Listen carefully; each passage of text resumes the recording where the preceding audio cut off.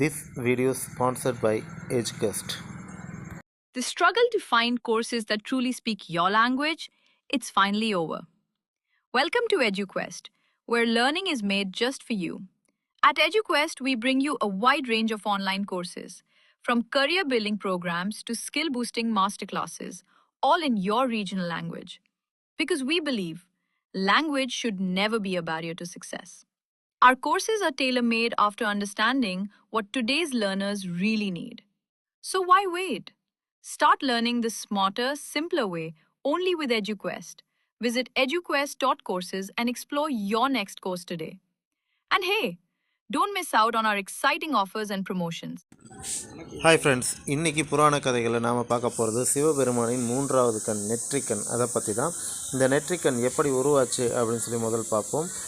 இது வெறும் கதை தான், யாரையும் சார்ந்தது கிடையாது. இதில் இதாக மாற்று கருத்து இருந்துச்சுன்னா அதை சொல்லுங்கள், ஏற்றுக்கலாம். ஓகேங்களா? ஸோ என்னோடய சேனலை சப்ஸ்கிரைப் பண்ணி லைக் பண்ணி வச்சுக்கோங்க. அப்போ தான் நான் போடுற இந்த மாதிரி விஷயங்கள் எல்லாமே உங்களுக்கு உடனே வந்து சேரும். சிவபெருமான் தியானத்தில் இருக்கும்போது பார்வதி தேவி அவர்கிட்ட விளையாடுறதா நினச்சி அவரோட இரு கண்களையும் மூடுறாங்க. ஆனால் சிவபெருமானின் ஒரு கண் சூரியனாகவும் இன்னொரு கண் சந்திரனாகவும் இருக்கிறதுனால அது நிறைய குழப்பத்தை ஏற்படுத்துச்சு. ஏன்னா பிரபஞ்சம் முழுவதும் இருளில் இதாச்சு. ஸோ அந்த நேரத்தில் சிவபெருமான் பிரபஞ்சத்தை காப்பாற்றுறதுக்காக மூன்றாவது கண்ணான நெற்றிக்கண்ணை உருவாக்குனதா ஒரு ஸ்டோரி இருக்குது. ஓகேங்களா? சரி, ஓகே. இன்னொரு ஸ்டோரி, அந்த நெற்றிக்கண்ணோட பவர் என்ன அப்படின்னு சொல்லி அதை பார்த்துருவோம்.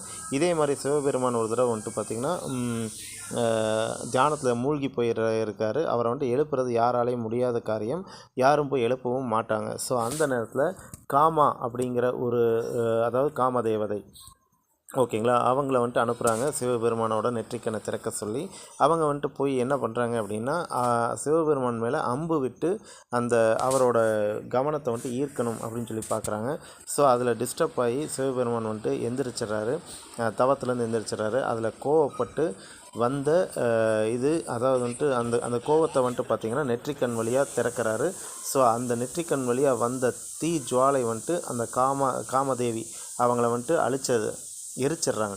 சரிங்களா? ஓகே. அந்த அளவுக்கு பவர் இருக்குது அப்படிங்கிறத தான் நான் சொல்ல வரேன். ஸோ சிவபெருமானின் இந்த கதைகள் இல்லாமல் இன்னும் நிறைய கதைகள் இருக்குது. நிறைய மாற்று கருத்துக்களும் வரும், எனக்கு தெரியும் கண்டிப்பாக.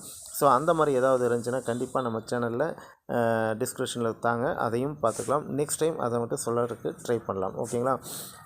ஸோ இன்னும் இந்த மாதிரி விஷயங்கள் நீங்கள் தெரிஞ்சுக்கணும் அப்படின்னு சொல்லி ஆசைப்பட்டீங்கன்னா என்னோடய சேனலை சப்ஸ்கிரைப் பண்ணுங்கள், லைக் பண்ணுங்கள், ஷேர் பண்ணுங்கள், அண்ட் பெல் பட்டனை மறக்காமல் தட்டுங்க.